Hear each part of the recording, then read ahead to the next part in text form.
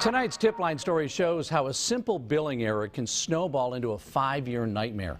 Two Southern California Edison customers who didn't know each other called us with one of the most shocking and unbelievable stories we've ever heard. I think they just did it time by time. Meet Nancy Lewis. Turned off the air conditioning for 5 years. And Bart and Tina Borgione. Now, they've never met before, but they have something in common. Technically, yes. Nancy hasn't received a bill from Southern California Edison since 2011. The last one was for $1.13, and I thought, well, that's kind of an odd bill, but, you know, maybe they missed something, whatever. Okay. About the same time, Bart and Tina moved into this home on Valerio Street in Santa Barbara and noticed their electric bill seemed very high. It was 3-4 times as much as we paid at the other house, and they said they would send somebody to check the meters. But nothing happened. All three say they've been complaining to Edison for 5 years. So I called SCE and told them, I said, you know, I don't know if this has something to do with the smart meter or what, but I'm not getting a bill.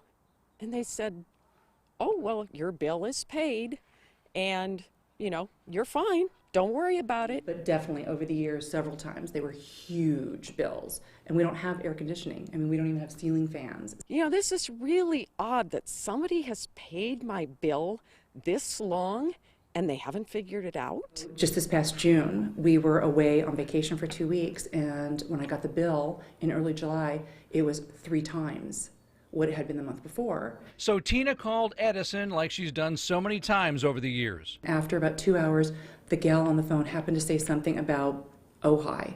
I'm like, why would you ask us about Ojai? We live in Santa Barbara. The Edison operator figures out that Bart and Tina have been paying someone else's electric bill for 5 years. This is fraud. These people are scamming you. They have your bank account number. You need to go. They were telling you this? Yep, Yeah. SCE. You have to go file a police report. July 29th of this year, that suddenly our power went out. Nancy says it was 99 degrees outside. But then she notices her neighbors have power. And then the phone rings. And the voice on the other end is Bart. Who said, I want you to know we've been paying your electric bill for the past 5 years and I filed a police report. He was definitely upset. It was like, you did this to us. And I said, no, I didn't do anything. The SCE did it. They compare notes and realize Edison messed up back in 2011.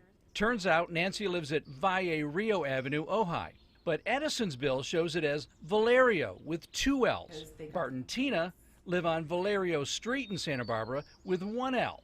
And they both have the exact same street number. We've figured it out, and she wants to pay her bill.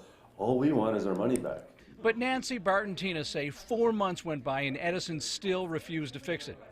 Nancy's power was cut off again, and Tina filed a complaint with the Public Utilities Commission, but that didn't get a response. That's when they called the Tipline for help.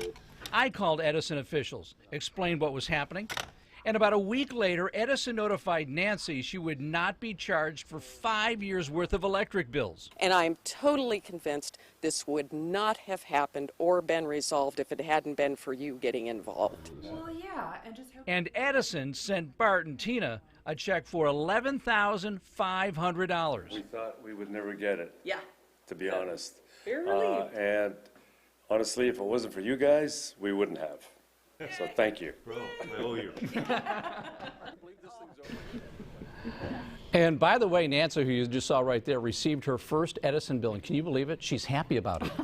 The folks at Southern California Edison say they traced the problem in 2011 back to human error. They admit it never should have happened, and they apologized.